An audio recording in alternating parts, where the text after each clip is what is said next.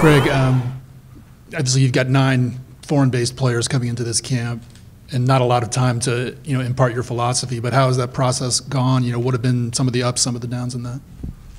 Have you noticed more gray hair on my beard? That's the stress of getting it all in a short period of time.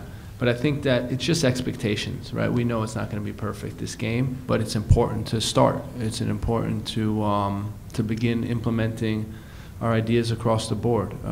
We spent some time between camps talking to the players, showing them video, but it's one thing then to do it on the field, and we started to do that now in training in the short time that we had together, and we'll do that in the game, and we'll use the game as an evaluation period and what we need to work on and improve on.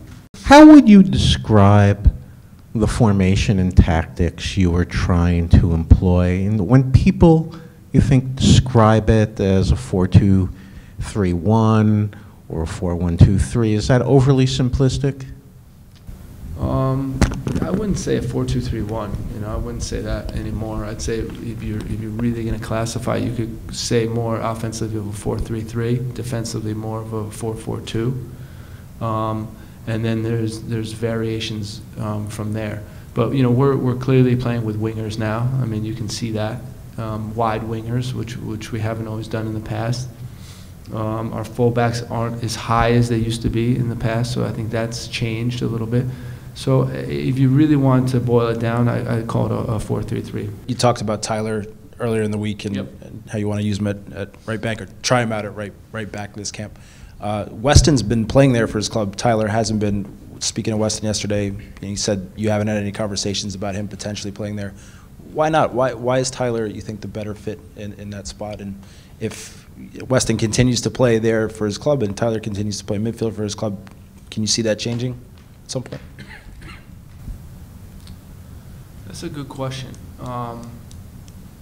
Yeah, so we've been analyzing the games and we've been looking at what their individual qualities are, and we think that Tyler's better suited.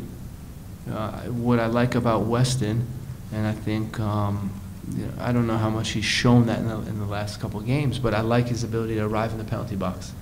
I think he's got a very good finishing momentum. He comes in the penalty box with a lot of speed, a lot of momentum, and he's able to score goals that way.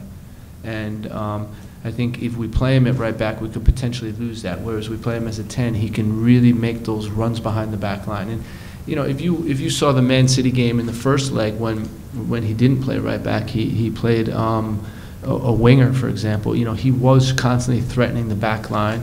He was trying to get in the penalty box. He was very dangerous with his vertical running. And we think in that position that we're playing him at, we can take advantage of that.